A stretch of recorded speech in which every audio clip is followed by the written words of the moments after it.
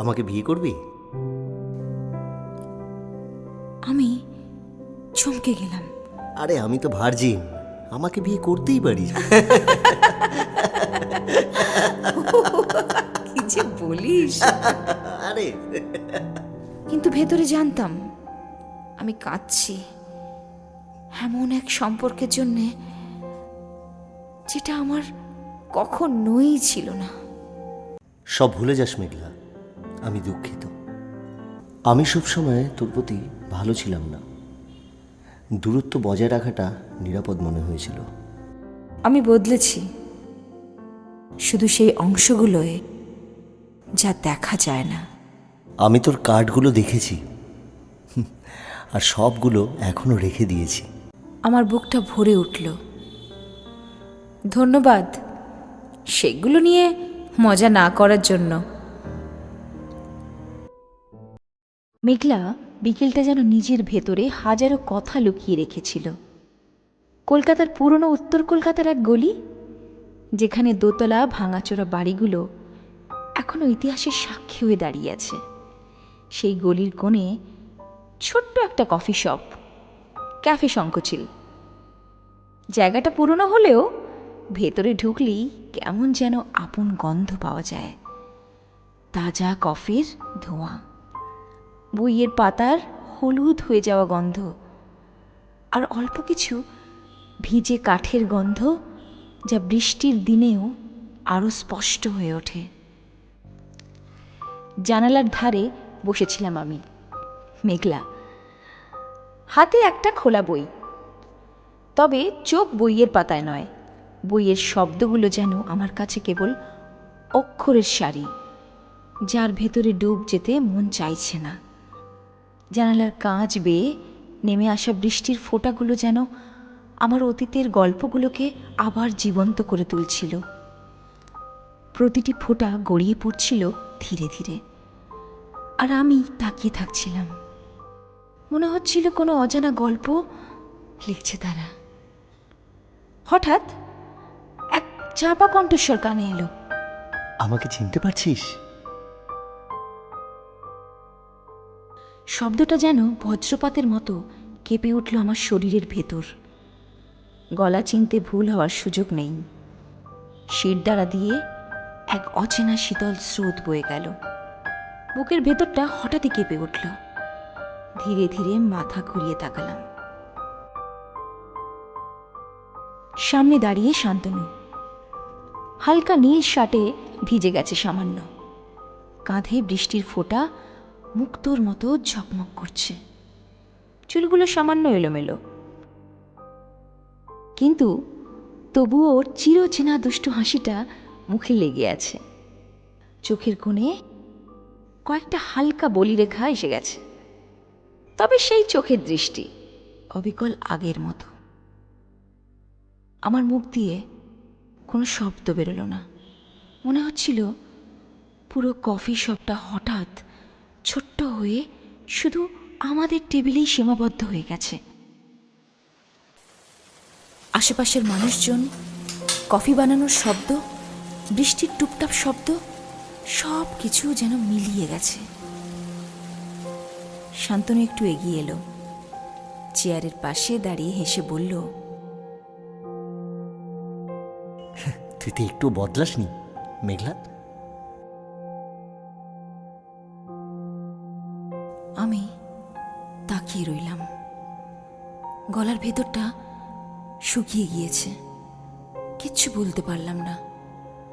কেবল মনে হচ্ছিল এ কি সত্যিই ঘটছে, নাকি আমি কোনো স্মৃতির জালে আটকে গিয়েছি। অবশেষে কষ্ট করে বললাম, শান্তনু, তুই এখানে, এই গলিতে? ও হেসে বসে পড়ল আমার সামনে। ভিজে কাপড় থেকে হালকা কাঁচা গন্ধ বেরোচ্ছিল, যা অদ্ভুতভাবেই পরিচিত মনে হচ্ছিল। কাজের জন্য এসেছিলাম কলেজ স্ট্রিটের দিকে। বৃষ্টি নামতেই ভাবলাম কফি ছাড়া বাঁচা যায় না। ভেতরে ঢুকে তোর মুখটা দেখে প্রথমে বিশ্বাসই করতে পারছিলাম না।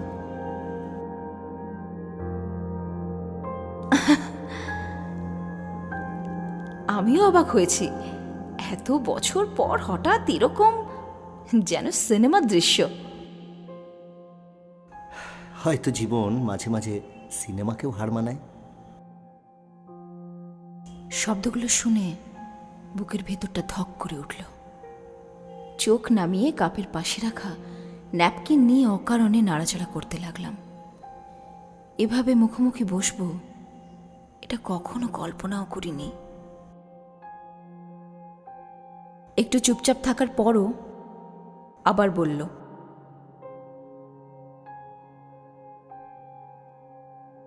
তুই কেমন আছিস? অনেক বছর হয়ে গেল তো। আমি গলা পরিষ্কার করে বললাম, ভালো আছি, মানে চলেই যাচ্ছে সব। শান্তনু আমাকে গভীরভাবে দেখল। সেই দৃষ্টিতে এখনো এক ধরনের অদ্ভুত উষ্ণতা আছে, যা একসময় আমাকে ভেতর থেকে কাঁপিয়ে তুলত। তুই এখনো সেই পুরনো বই নিয়ে বসে থাকিস, তাই না? পুরনো দিনের মতন।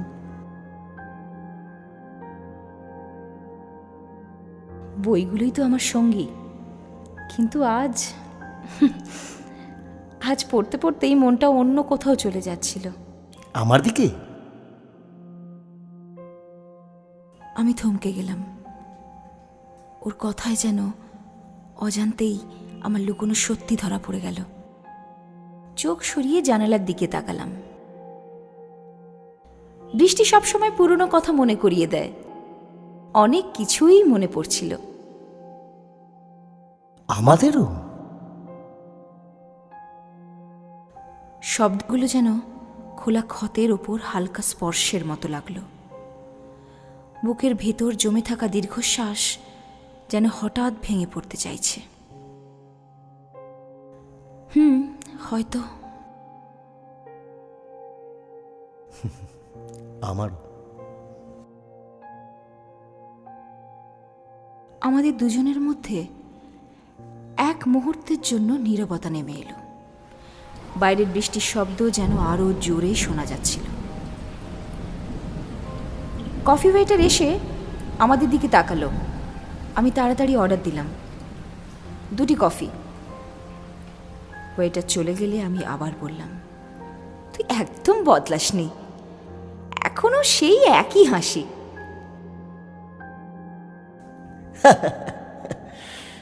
হাসিটা আছে, কিন্তু ভেতরের মানুষটা বড্ড বদলে গেছে। তোরও হতে পারে, তবে মনে হয় কিছু কিছু জিনিস কখনো বদলায় না। শান্তনু হালকা ঝুঁকে বলল, তোর চোখ এখনো একই রকম, আগের মতোই হাজারো কথা বলে ফেলে। আমি চমকে তাকালাম। বুকের ভেতরে কোথাও যেন এক চাপা ব্যথা জেগে উঠল, আবার তার সঙ্গে অদ্ভুত উষ্ণতাও। কফি চলে এলো। ধোঁয়া ওঠা কাপে আমরা দুজনেই নিঃশব্দে চুমুক দিলাম। ধোঁয়ার রেখাগুলি যেন আমাদের মাঝে সেতুর মতো বাঁক খাচ্ছিল।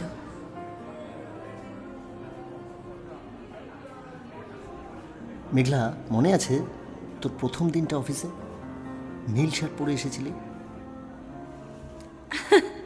কিভাবে ভুলবো? আর তুই তখন একেবারে সিরিয়াস মুখ করে বসেছিলি।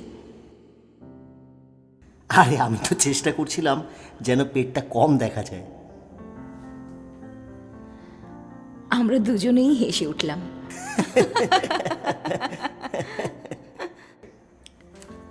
হাসির ভেতরে অদ্ভুত এক স্বস্তি ছিল, আবার সেই পুরনো দিনের গন্ধ। কিছুক্ষণ পরে হাসি মিলিয়ে গিয়ে আবার নীরবতা নেমে এলো। আমি সাহস করে বললাম, শান্তনু, কখনো কি ভেবেছিস যদি অন্যরকম হতো আমাদের গল্পটা? ও আমার দিকে তাকালো, অনেকক্ষণ চুপ করে রইল, তারপর ধীরে ধীরে বলল,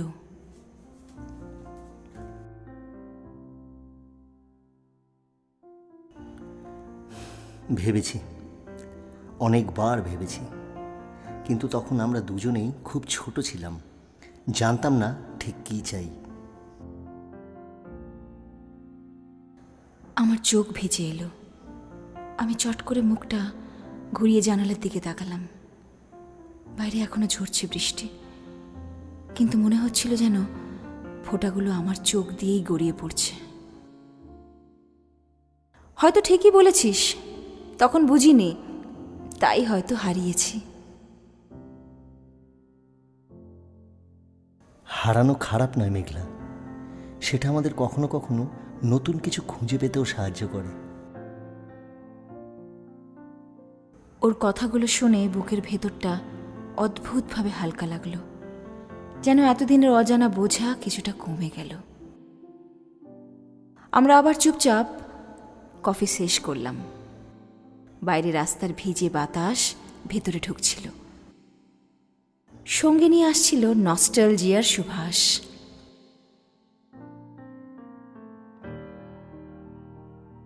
সেদিন হঠাৎই দেখা এই কয়েকটা সংলাপ এই বৃষ্টি ভেজা কফির কাপে যেন আমার বহু দিনের জমে থাকা স্মৃতিগুলোকে এক ঝলকে ফিরিয়ে দিল। মনে হচ্ছিল সময়টা থেমে গেছে, কেবল আমরা দুজনেই আছি, আমি আর শান্তনু, সেই পুরোনো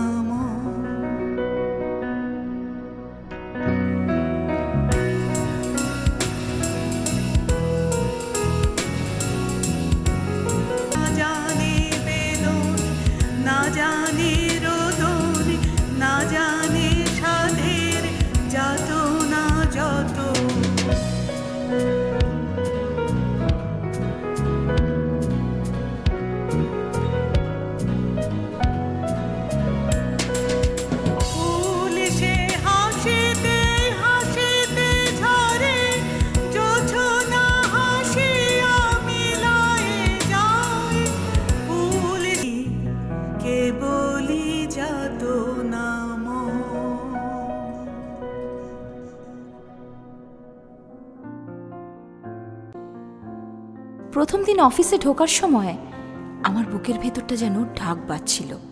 নতুন জায়গা, নতুন মানুষ, নতুন নিয়ম, সব কিছুই অচেনা। করিডোর দিয়ে হাঁটতে হাঁটতে মনে হচ্ছিল সবাই আমার দিকে তাকিয়ে আছে, বিচার করছে প্রতিটি পদক্ষেপ, প্রতিটি নিঃশ্বাস। অফিসটা একেবারে চকচকে, নতুন ল্যামিনেটের গন্ধ, দেওয়ালে টাঙানো রঙিন পোস্টার, কোথাও কোথাও গাছপালা সাজানো। তবু সব কিছুর মধ্যে একটা শূন্যতা, যেন এই কোলাহল আমাকে গিলে খেতে চাইছে। একটা মৃদু কফির গন্ধ ভেসে আসছিল, সম্ভবত কফি মেশিন থেকে, যেটা সামান্য সাহস দিচ্ছিল।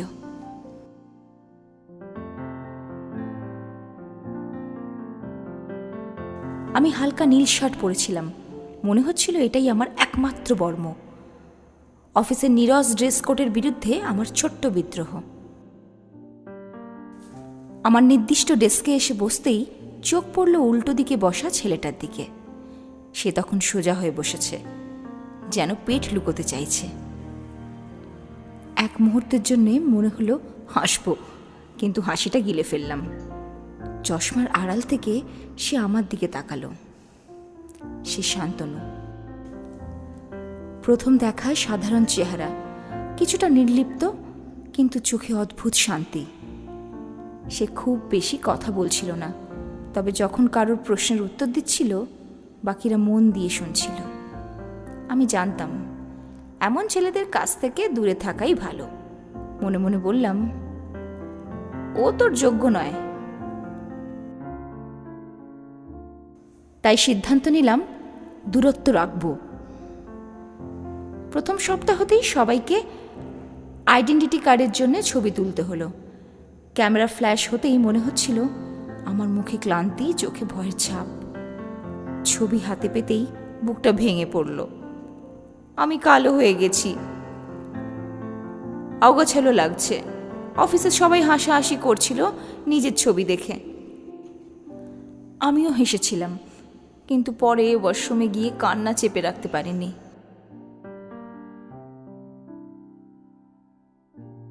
ছেলেবেলা থেকেই শিখেছি এই দেশে ফর্সা মানেই সুন্দর। আমার ত্বকের রং বারবার আমাকে মনে করিয়ে দিয়েছে আমি পিছিয়ে আছি। সেই ছবিটা যেন আবার সেই কষ্টটা চোখে আঙুল দিয়ে দেখিয়ে দিল। সেই দিনই শান্তনুর দিকে আর তাকায়নি। কয়েকদিন পর অফিসে ক্লায়েন্টদের ইমেল ইউজার নেম এলো। অদ্ভুত নামগুলো দেখে সবাই মজা করছিল। শান্তনু আমার দিকে তাকিয়ে হেসে বলল,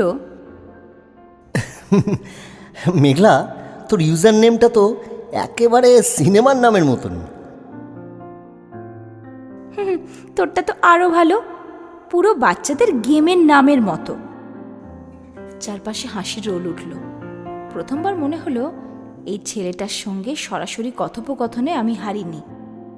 সেদিন থেকেই আমাদের মাঝে বরফ একটু একটু করে গলতে শুরু করলো। তবুও আমি দূরে থাকার ভান করতাম। কেউ জিজ্ঞেস করলে বলতাম, না, আমি একা লাঞ্চ করব, কফি মেশিনে যাব না। কিন্তু ভেতর ভেতর অনুভব করতাম শান্তনুর চোখ আমাকে খুঁজে বেড়ায়। ওর দৃষ্টি সাধারণ নয়, যেন প্রশ্ন করছে, তুই আসলে কে? এই দৃষ্টি আমাকে একসাথে নিরাপদ আর অস্থির করে তুলত। একদিন বিকেলে অফিসের কাজের ফাঁকে কফি মেশিনে গিয়েছিলাম। তখনই শান্তনু এলো।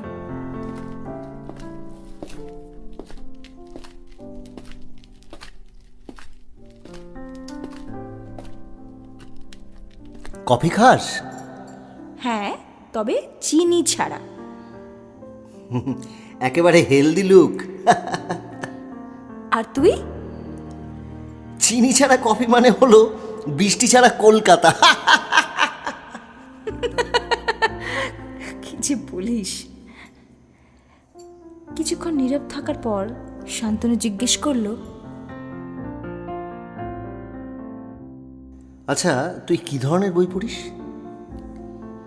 আমি অবাক হয়ে তাকালাম। তুই পড়িস বই? অবশ্যই। তবে এখন অফিসের রিপোর্ট পড়েই সময় কেটে যায়। তারপর ধীরে ধীরে কথা এগোলো। আমার প্রিয় লেখক বুদ্ধদেব বসু, ওর প্রিয় সুনীল গঙ্গোপাধ্যায়, দুজনেরই প্রিয় ঋতু বৃষ্টি। এই অদ্ভুত মিলগুলো অচেনা দেওয়ালকে নরম করতে শুরু করলো। তবুও আমি নিজেকে আটকাতে চাইতাম। মনে মনে বলতাম, না, এভাবে ভেসে যাওয়া যাবে না। আমার ভেতরে একটা অদ্ভুত ভয় ছিল। যদি আবার ভেঙে পড়ি, যদি আবার মনে হয় আমি যথেষ্ট নই।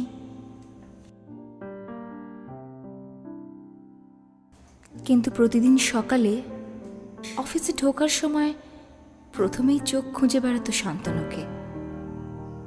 সে যদি চুপচাপ থাকে, আমার দিনও মলিন হয়ে যেত। সে যদি হালকা হাসত, আমার মন আলোকিত হয়ে উঠত। এক বিকেলে রিপোর্ট জমা দিতে গিয়ে আমার হাত ফসকে কিছু কাগজ মেঝেতে পড়ে গেল। আমি ঝুঁকে তুলেছিলাম। তখন শান্তনু পাশে দাঁড়িয়ে বলল, মেঘনা, আমি তোকে ধরতে পারি? আমি তাকালাম। ওর দৃষ্টিতে কোনো মজা ছিল না, ছিল কেবল সত্যি কেয়ার। সেদিন প্রথমবার স্বীকার করলাম এই ছেলেটা আলাদা। তবুও মুখে বললাম, না, আমি নিজেই পারবো। আমি নিজেকে বাঁচাতে চেয়েছিলাম, কিন্তু অন্তরে অদৃশ্য সেতু তৈরি হয়ে গিয়েছিল।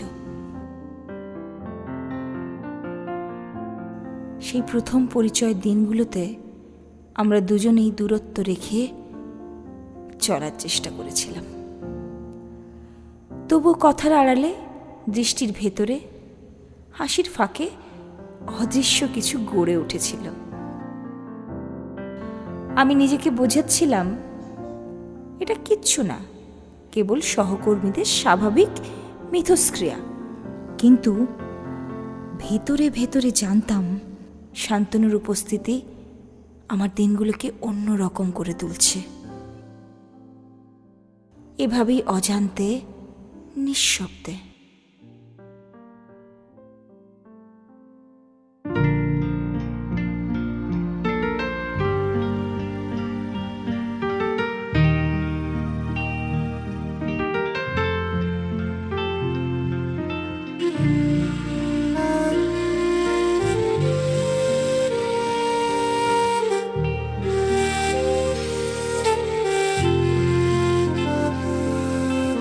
জানি জানি তুমি এসেছো এ পথে মনেরও ভুলে, তাই হোক তবে তাই হোক, দ্বার দিলেন খুলে।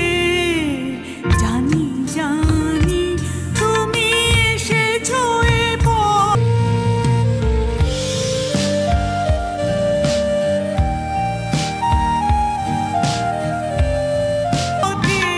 মনেরও ভুলে, তাই হোক তবে তাই হোক, দ্বার দিলেন খুলে।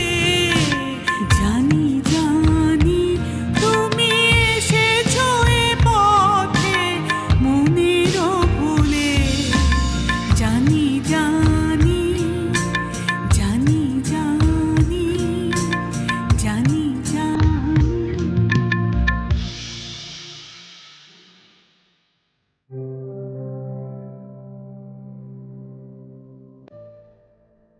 সল্টলেক টেকনো হাবে আমাদের নতুন অফিসে যখন কাজ শুরু হলো, পরিবেশটা বদলে গেল।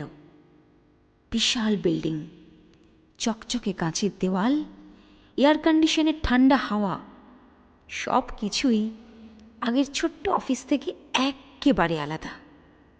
কিন্তু কাজের চাপও অনেক বেশি হয়ে গেল।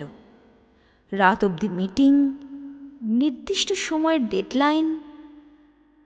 এই ব্যস্ততার মাঝেই ধীরে ধীরে আমি আর শান্তনু একে অপরের দিকে এগোতে শুরু করলাম। মিটিংয়ের টেবিলে বসলেও সবসময় আমার পাশে চেয়ার খালি রাখত। এখানে বস, তোকে নোটস দিতে সুবিধা হবে। বলে একদিন চেয়ারের দিকে ইঙ্গিত করেছিল। আমি বসেছিলাম, কিন্তু মনে হয়েছিল অন্য কোনো কারণও আছে ওর। ক্যান্টিনে একসাথে হাঁটতে হাঁটতে আমরা নানা বিষয় নিয়ে কথা বলতাম। বই, সিনেমা, রাজনীতি, এমনকি অফিসের রটনাও। শান্তনু সবসময় এমনভাবে আমার কথা শুনতো যেন আমি পৃথিবীর সবচেয়ে গুরুত্বপূর্ণ মানুষ। আমার মনের ভেতরে তখন অদ্ভুত এক পরিবর্তন হচ্ছিল। আমি আর কেবল একা নই, কারো চোখ, কারো হাসি, কারো মৃদু উপস্থিতি আমার দিনগুলোকে অন্যরকম করে তুলছিল। একদিন একদিন দুপুরে হঠাৎই ও আমাকে ডাকল। এই অমল, কফি খাবি? আমি অবাক হয়ে তাকালাম। অমল? আগে হ্যাঁ, অমল ধন। সবসময় সিরিয়াস মুখ করে ঘুরিস, কিন্তু ভেতরে আলোর মতো কিছু লুকিয়েও রাখিস।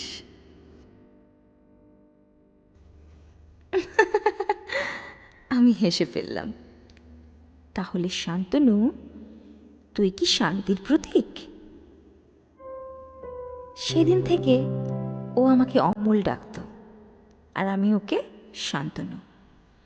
যদিও নাম তো আগেই জানতাম, ডাকনামগুলোর ভেতরে যেন অদৃশ্য এক স্নেহ জমা হচ্ছিল। একদিন ক্যান্টিনে বসে হঠাৎ শান্তনু মজা করে বলল, আমাকে বিয়ে করবি? আমি চমকে গেলাম। তারপর হাসতে হাসতে বললাম,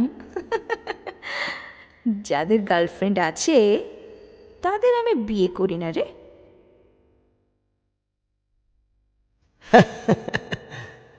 আরে আমি তো ভার্জিন, আমাকে বিয়ে করতেই পারি। যে বলিস! আরে আমরা দুজনেই হেসে গড়াগড়ি খেয়েছিলাম, কিন্তু সেই হাসির ভেতরে অদৃশ্য এক সত্যি লুকিয়েছিল। রাতেই বিছানায় শুয়ে আমি বারবার সেই কথাটা মনে করছিলাম। মজা ছিল, তবু ওর গলায় কিছু একটার কম্পন ছিল, যা মিথ্যে নয়। ধীরে ধীরে আমরা এমন কিছু মুহূর্ত তৈরি করতে লাগলাম যেগুলো শুধু আমাদের মধ্যেই সীমাবদ্ধ। স্টেপলার নিতে গিয়ে হঠাৎ হাত ছুঁয়ে যাওয়া, গাড়ির কাছে চোখে চোখ পড়া, অন্য কেউ চেয়ার ছেড়ে দিলে আমি গিয়ে শান্তনুর পাশে বসা। এই সব স্পর্শগুলো কথার চেয়ে অনেক বেশি বলতো। অফিস থেকে টিম আউটিংয়ের আয়োজন করা হলো। জায়গা একটা গো কাটিং ট্র্যাক। আমি আগে কখনো এভাবে গাড়ি চালাইনি।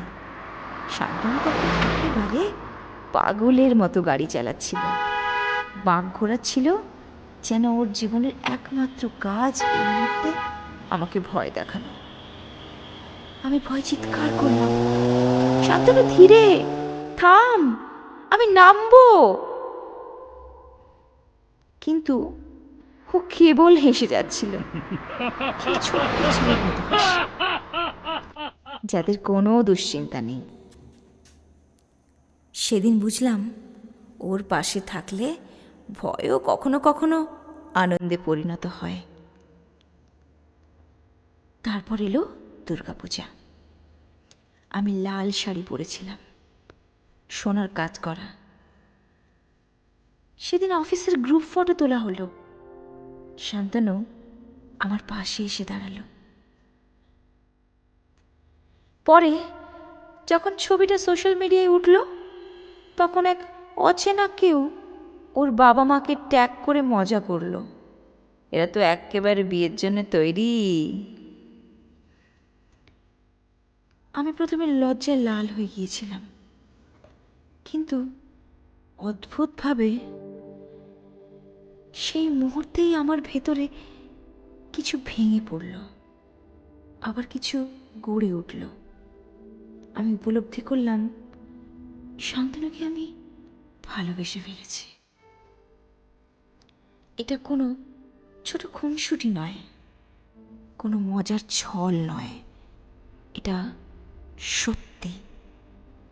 আমাদের দৃষ্টির ভেতরে, হাসির আড়ালে, ছোট্ট ছোট্ট স্পর্শের মধ্যে অদৃশ্যভাবে এক ভালোবাসা জন্ম নিয়েছে। দুর্গাপূজার ছবির পর থেকে আমি আর লুকোতে পারিনি। আচ্ছা, পৃথিবী যদি আমাদের দেখে, তাতে কি আসে যায়? বরং ভালোবাসা যে কতটা সত্যি, সেটা তখনই বোঝা গেল। শান্তনুর সঙ্গে থাকা মানেই এক অদ্ভুত নিরাপত্তা, এক অজানা টান, আর এক অপূর্ব আনন্দ। তখন আমরা দুজনেই মুখে কিছু বলিনি, কিন্তু নিঃশব্দে, একদম নিঃশব্দে একে অপরকে স্বীকার করে নিয়েছিলাম। আমাদের গল্পের সেই প্রথম স্বীকৃতি এসেছিল পৃথিবীর চোখে, কিন্তু সবচেয়ে বেশি এসেছিল আমার নিজের মনে।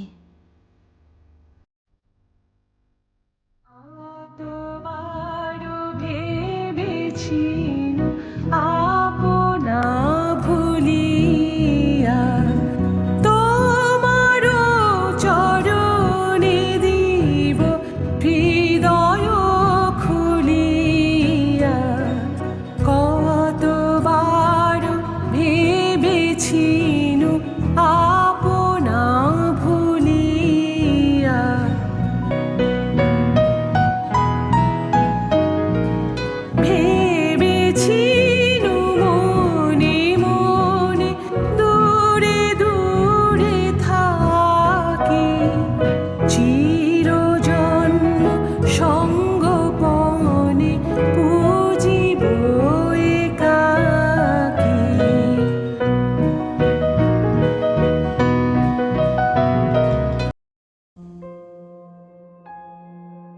শনিবার বিকেল, অফিস ফাঁকা, কেবল আমি আর শান্তনু কাজ করছিলাম। টেবিলের এক পাশে শান্তনুর হালকা উপস্থিতি আমাকে শান্তি দিচ্ছিল।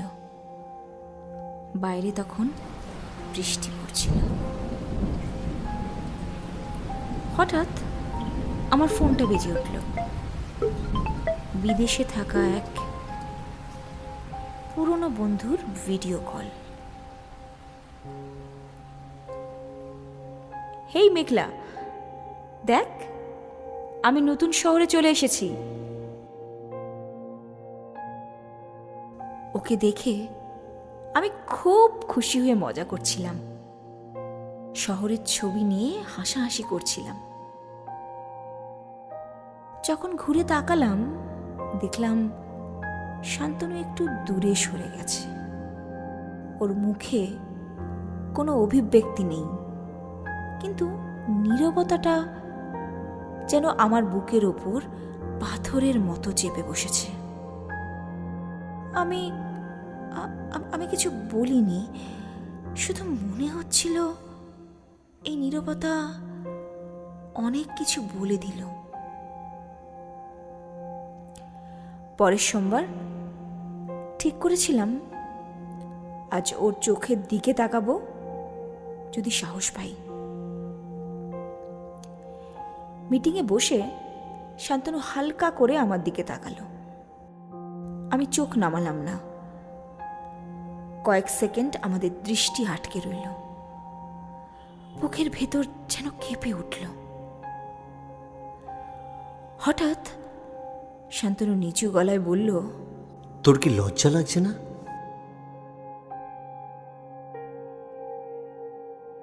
শব্দগুলো যেন ধারালো ছুরির মতো বিঁধল।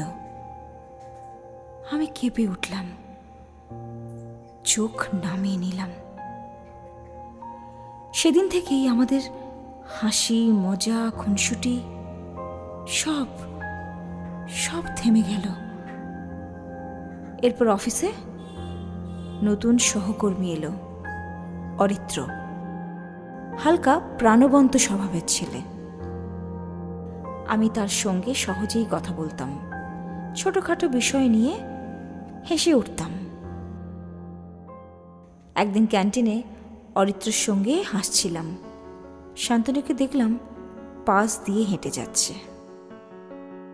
ওর মুখে কোনো অভিব্যক্তি ছিল না, কিন্তু সেই মুহূর্তে আমি বুঝে গিয়েছিলাম ওর উষ্ণতা উবে গেছে। আমরা আর আগের মতো ছিলাম না। মিটিংয়ের টেবিলে বসে আমাদের মধ্যে আর কোনো আলাপ হতো না। অফিসের করিডোরে দেখা হলে কেবল ভদ্র হাসি বিনিময় করতাম। একদিন সাহস করে আমি ওকে একটি মেসেজ পাঠালাম, তুই কেমন আছিস? উত্তর এলো, ভালো, ব্যস্ত। শব্দগুলো ছিল এমন শুষ্ক, যেন রাস্তায় চলতে চলতে অচেনা কারোর সাথে অল্প কথোপকথন। আমার ভেতরটা ভেঙে পড়ল। সেই রাতে ওয়াশরুমে গিয়ে চুপচাপ বসে পড়েছিলাম। চোখ দিয়ে জল গড়িয়ে পড়ছিল। ক্লান্তিটাকে দোষ দিলাম, কিন্তু ভেতরে জানতাম আমি কাঁদছি এমন এক সম্পর্কের জন্যে যেটা আমার কখনোই ছিল না। শান্তনুর সাথে কাটানো প্রতিটি মুহূর্ত যেন এক ছিন্ন বিচ্ছিন্ন স্মৃতি হয়ে আমাকে তাড়া করছিল। ভালোবাসা যতই নীরব হোক, সে তোমাকে ভেঙে দেয়, অথচ অদ্ভুতভাবে সেই ভাঙনকেই আবার আঁকড়ে থাকতে ইচ্ছে করে। কিছুদিন পর শান্তনু একেবারে দূরত্ব তৈরি করে ফেলল। ওর কথাগুলো ছিল সংক্ষিপ্ত, কণ্ঠে শীতলতা। আমি ভেবেছিলাম একদিন যদি আবার ওর চোখে সেই পুরনো দৃষ্টি ফিরে আসে, আমি আমি সব কিছু ক্ষমা করে দেব।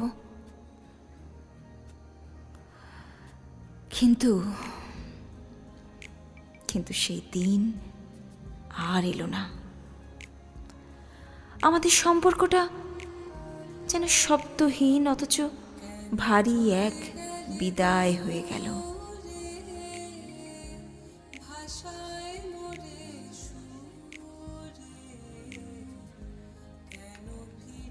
একসময় যে টেবিলে আমরা একসাথে বসতাম, এখন সেই টেবিলে আমরা অচেনা দুই মানুষ। আমাদের মাঝে যে নীরব ভালোবাসা ছিল, সেটাই আমাদের ভেঙে দিল।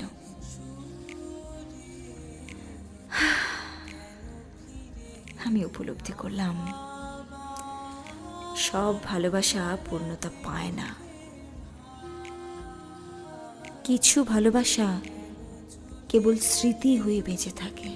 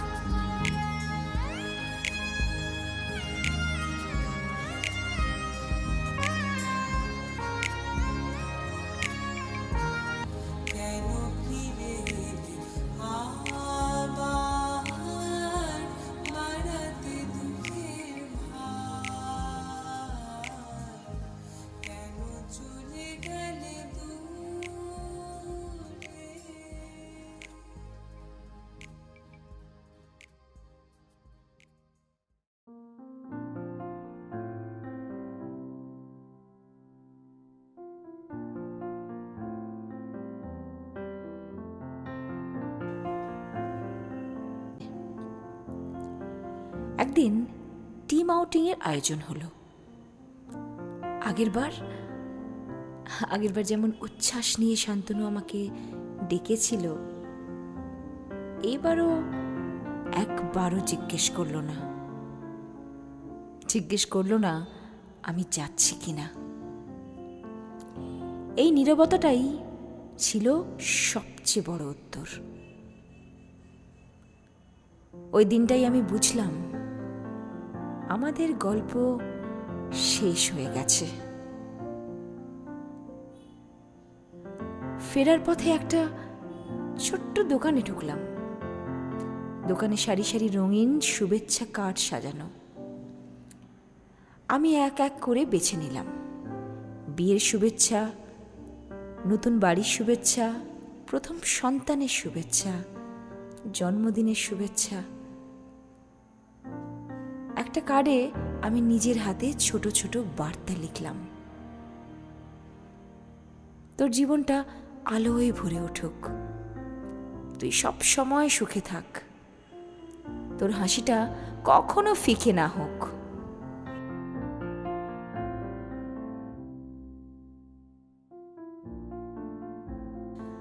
কার্ডগুলো এমনভাবে ওর ডেস্কে রেখে দিলাম যেন ও নিজে খুঁজে পায়। সেই রাতে ওর কাছ থেকে একটা ছোট্ট মেসেজ এলো, পেয়েছি। কিছু বাড়তি লিখলো না, অথচ আমার কাছে সেই দুটি শব্দই যথেষ্ট ছিল। কয়েকদিন পর অফিস থেকে বেরোনোর সময় শান্তনু হঠাৎই বলল, মেঘলা, আমার বিয়ে ঠিক হয়ে গেছে। শব্দগুলো এমনভাবে বলল যেন আবহাওয়ার খবর দিচ্ছে। আমি এক মুহূর্তের জন্য স্থির হয়ে গেলাম। বুকের ভেতরটা ফাঁকা হয়ে গেল, কিন্তু মুখে কেবল হাসি ফুটিয়ে বললাম, অভিনন্দন। তারপর ঘুরে চলে গেলাম। ওয়াশরুমে ঢুকে মেঝেতে বসে পড়লাম। চোখ দিয়ে জল গড়িয়ে পড়ছিল, থামাতে পারছিলাম না। মেঝে যেন আমার সমস্ত কান্না শুষে নিচ্ছিল। কিছুদিন পর শান্তনু তার হবু স্ত্রীর ছবি দেখালো। সঞ্চিতা অত্যন্ত সুন্দরী, শান্ত, এমন একজন যিনি গাছপালা ভালোবাসেন। ছবি দেখে বুকটা কেঁপে উঠল। আমি মনে মনে বললাম, একদম সঠিক, এটাই তো হওয়ার কথা ছিল। আমার ভেতরে কোনো অভিমান, অভিযোগ রইল না, কেবল এক অদ্ভুত শূন্যতা যা আমাকে গ্রাস করছিল। আমি অন্য প্রজেক্টে ট্রান্সফার হওয়ার জন্য আবেদন করলাম। অবশেষে সেই দিন এলো, আমার শেষ দিন এই অফিসে। শান্তনু আমার ডেস্কের কাছে এসে দাঁড়ালো, চোখে এক অদ্ভুত অনুতাপ। সব ভুলে যাস মেঘলা, আমি দুঃখিত। আমি তাকিয়ে শান্ত গলায় বললাম, আমি পারবো না শান্তনু। তারপর উঠে চলে গেলাম। কিছুদিন পর আমার কাছেও বিয়ের প্রস্তাব এলো। আমি হ্যাঁ বললাম, ভালোবাসার জন্য নয়, বরং একা হয়ে যাওয়ার ভয়ে। আমার বিয়ের দিনেও মনে হচ্ছিল আমি অন্য কাউকে মনে করছি।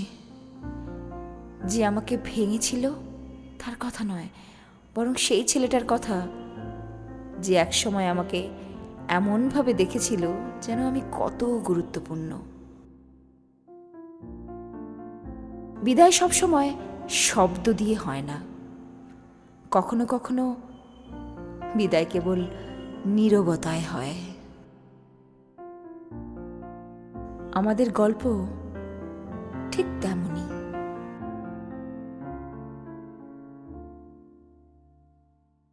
আমার আর শান্তনুর মধ্যে কোনো ঝগড়া, কোনো নাটকীয়তা কিছুই হয়নি।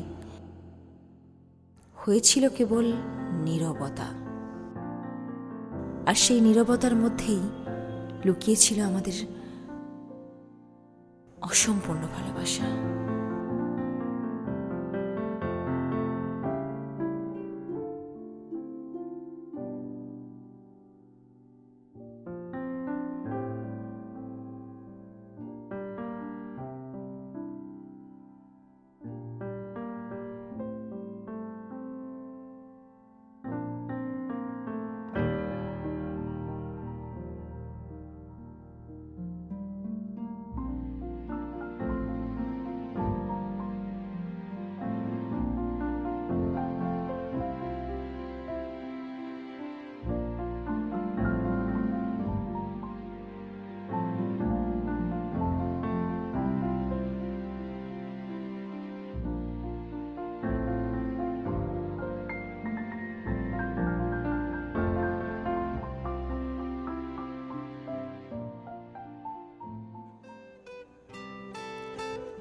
সময় কেমন করে বয়ে চলে যায় তা বুঝতেই পারিনি।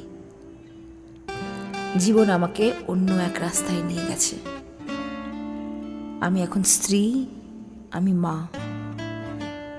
সকালে বাচ্চাদের স্কুলে পাঠানো, দুপুরে সংসার সামলানো, রাতে ক্লান্ত শরীর নিয়ে রান্নাঘরে দাঁড়ানো।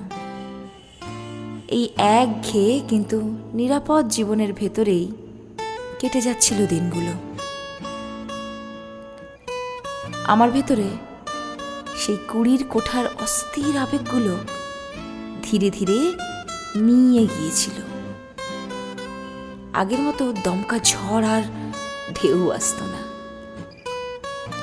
বরং ছোট্ট ছোট্ট অনুভূতিগুলোই আমার পৃথিবী হয়ে দাঁড়ালো। ছেলের প্রথম আঁকা ছবি, মেয়ের মিষ্টি হাসি, বা ঋত্বিক আমার স্বামী, ওর ওই নীরব সমর্থন। তবুও মাঝে মাঝে মনে হতো কোনো একটা অংশ আমার ভেতরে এখনো অপূর্ণ রয়ে গেছে। কখনো সখনো আমি কোনো ছবি পোস্ট করতাম সোশ্যাল মিডিয়ায়, অদ্ভুতভাবে দেখতাম ভিউ কাউন্ট সবসময় 1।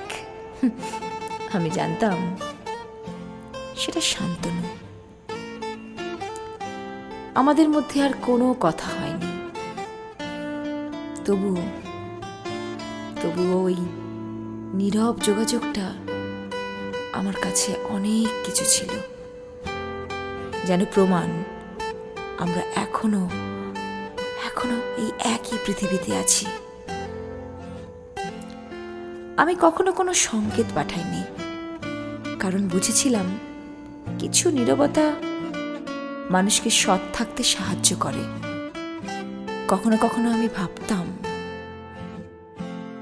আবার যদি দেখা হয় ঠিক কি হবে। মনে মনে দৃশ্য কল্পনা করতাম। আমি শান্ত থাকব, সঠিক কথাগুলো বলবো, হয়তো বা কিছুই বলবো না, হয়তো দিনের আলো ফুরিয়ে যাবে, আমরা কিছু না বলেই চলে আসব। এসব ভেবে এক ধরনের শান্তি পেতাম, যেন বাস্তবে কিছু ঘটার আগেই কল্পনার ভেতরে একবার বিদায় বলে ফেলেছি।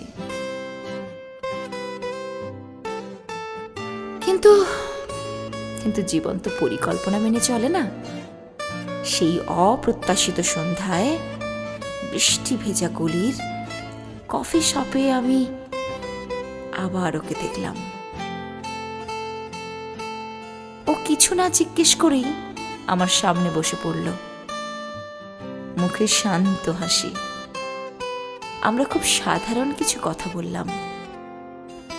কাজ কেমন চলছে? শহর তো খুব পাল্টে গেছে, বাচ্চারা। সবকিছু যেন জীবনের একটা ক্লাসের রোল কলের মতো, কিন্তু সে সাধারণ কথার ভেতরেই তো লুকিয়েছিল আমাদের অসমাপ্ত অতীত। একসময় শান্তনু হেসে বলল, আমি ভেবেছিলাম কথাই বলবো না, কিন্তু কি জানিস তো, আমাদের এই স্মৃতিগুলোকে সম্মান দেবার জন্য বলতো পৃথিবী আর কটাই বা সুযোগ দেবে। আমি অবাক হয়ে তাকালাম আর বললাম, আমরা কি সত্যি সেটা করছি? ও নরম গলায় বলল, তুই বদলাসনি, অন্তত চোখে।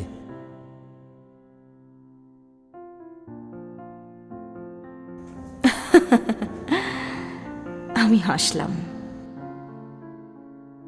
আর বললাম, আমি বদলেছি, শুধু সেই অংশগুলোয় যা দেখা যায় না। কাপ থেকে ধোঁয়া উঠছিল, আর সেই ধোঁয়াটা আমাদের মধ্যে অদৃশ্য এক সেতুর মতো বাঁক খাচ্ছিল। হঠাৎ শান্তনু বলে উঠল, আমি তোর কার্ডগুলো দেখেছি, আর সবগুলো এখনো রেখে দিয়েছি। আমার বুকটা ভরে উঠল। ধন্যবাদ সেগুলো নিয়ে মজা না করার জন্য। ও কিছুক্ষণ চুপ করে রইল, তারপর বলল, আমি সবসময় তোর প্রতি ভালো ছিলাম না, দূরত্ব বজায় রাখাটা নিরাপদ মনে হয়েছিল।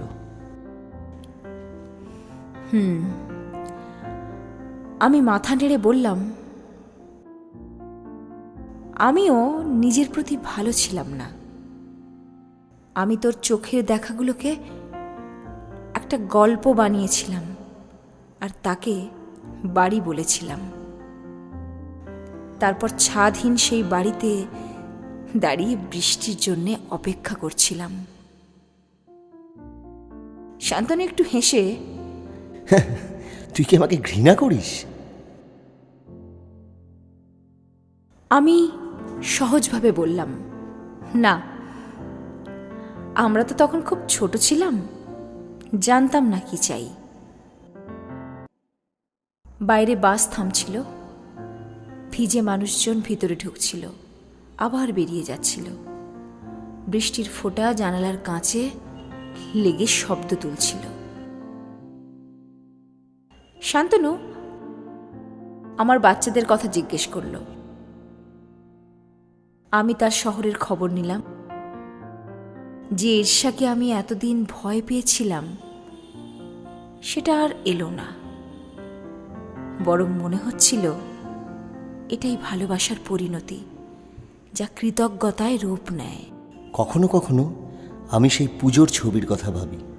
ইস, তখন যদি একটু সাহসী হতাম।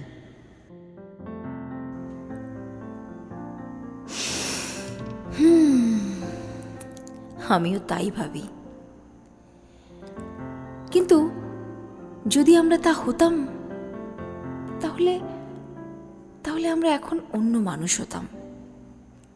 আর আমি যে এই আমি, তাকে আমি এখন মেনে নিয়েছি। ও মাথা নেড়ে চুপ করে রইল। কফি শেষ করার পর শান্তনু হঠাৎ জিজ্ঞেস করল, যোগাযোগ রাখবি?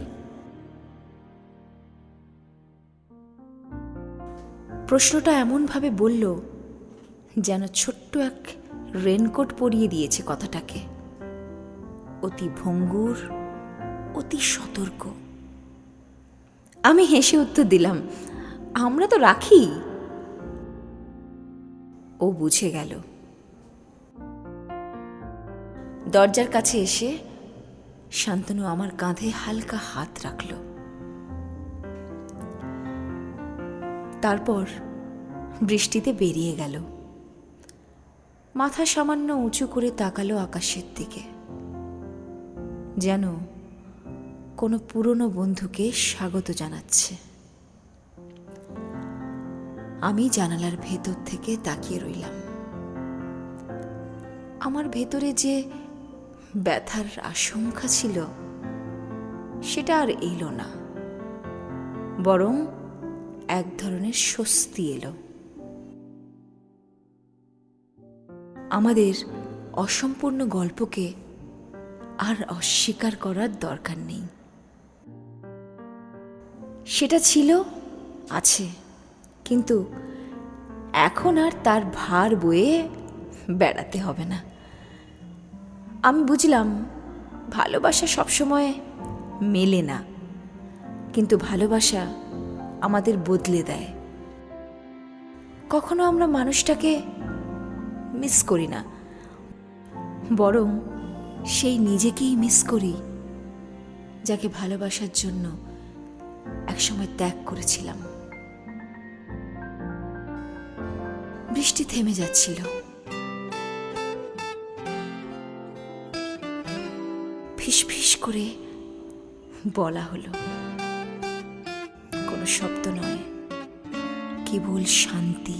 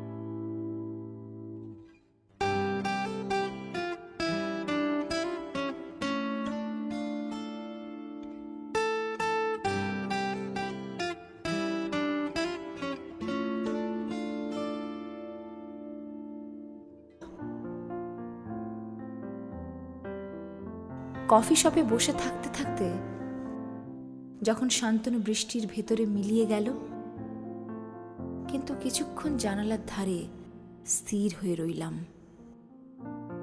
কাপটা তখন খালি, তবুও তার ভেতরে থেকে অল্প ধোঁয়া উঠছিল। ধোঁয়াটাই যেন আমাকে মনে করিয়ে দিচ্ছিল একটা গল্প শেষ হলো, কিন্তু তার উষ্ণতা থেকে যাবে অনেক দিন। অদ্ভুতভাবে সেই ভয়ঙ্কর ব্যথা, যেটার জন্য এত বছর প্রস্তুত ছিলাম, সেটা এলো না, বরং ভেতরে এক অদ্ভুত স্বস্তি এসে ভর করল। মনে হলো যে গল্প আমি এত দিন ধরে বুকের ভেতরে বহন করেছি, তাকে আর মুছে দেওয়ার দরকারই নেই, তাকে ভুল প্রমাণ করার দরকারই নেই, তাকে কেবল ভাঁজ করে রেখে দেওয়া যায় একটা পুরনো শাড়ির মতো, যেটা একসময় পরতে ভালো লাগতো, কিন্তু এখন আর দরকার নেই।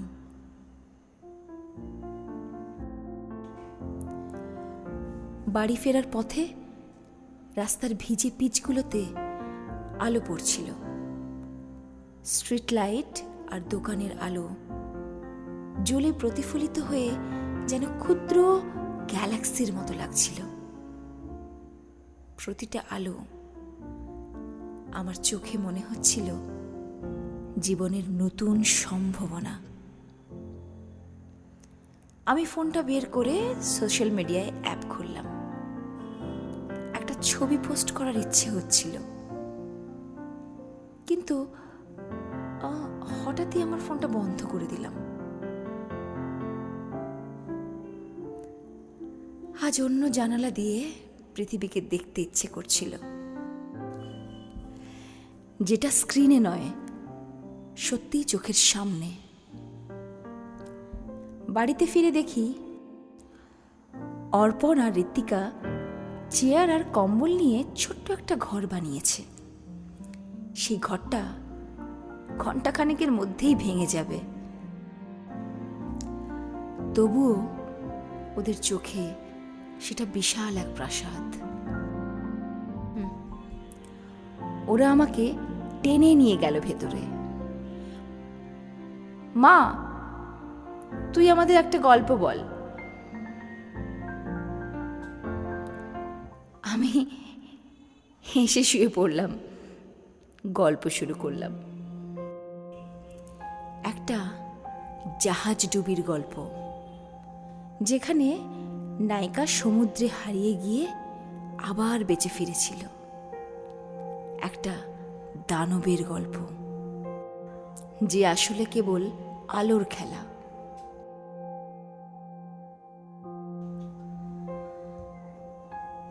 ওরা মুগ্ধ হয়ে শুনছিল। সেই মুহূর্তে আমি বুঝলাম, এটাই আমার সত্যিকারের পৃথিবী। রাতে খাওয়ার পর রান্নাঘরে দাঁড়িয়ে আমি নিজের প্রতিচ্ছবি দেখছিলাম জানালার কাঁচে। সেখানে 3টি মেয়েকে দেখতে পেলাম। সেই মেঘলাকে, যে প্রথম দিনে নীল শার্ট পরে এসেছিল, প্রত্যাখ্যানের আড়ালে নিজেকে লুকিয়ে রেখেছিল। সেই মেঘলাকে, যে অদৃশ্য কার্ড লিখেছিল এক জীবনের জন্য, যা তার নিজের ছিল না। আর এখনকার মেঘলাকে, একজন মা, যে শান্ত নিঃশ্বাসে শান্তি খুঁজে পায়।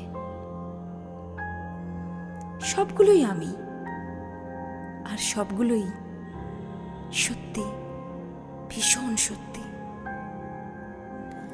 আমি তখন উপলব্ধি করলাম, কখনো কখনো আমরা যেটা ধরে রাখি সেটা আসলে ভালোবাসা নয়, সেটা সাহস, ভালোবাসা একদিন আমাদের যে সাহস দিয়েছিল, সেই সাহসই আবার আমাদের নতুন করে ভালোবাসতে শেখায়।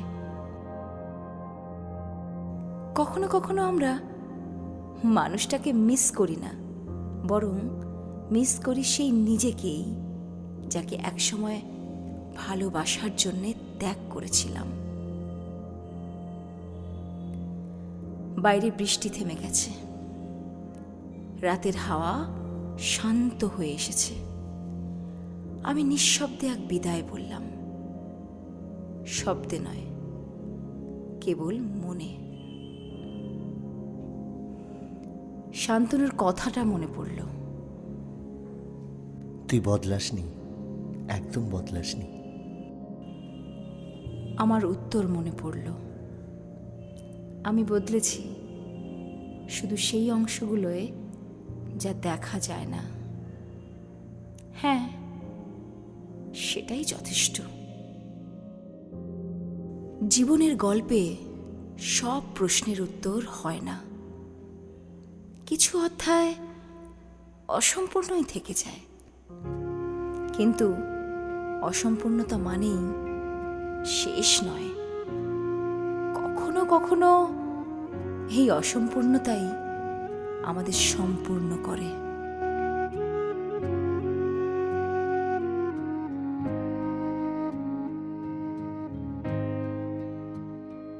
আমি শুনেছি সেদিন তুমি সাগরের ঢেউয়ে চেপে নীল জল দিগন্ত ছুঁয়ে এসেছ।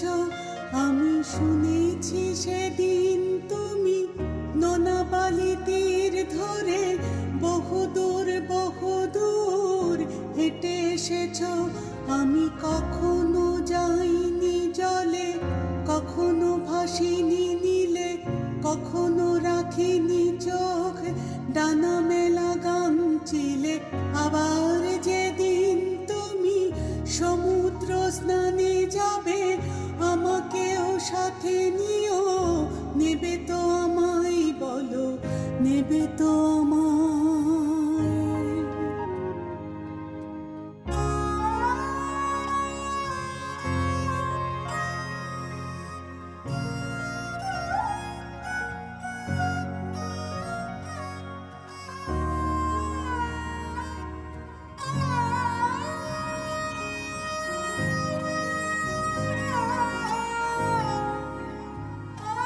আমি শুনেছি সেদিন নাকি তুমি তুমি তুমি মিলে তোমরা সাদাল বলে সভা করেছিলে।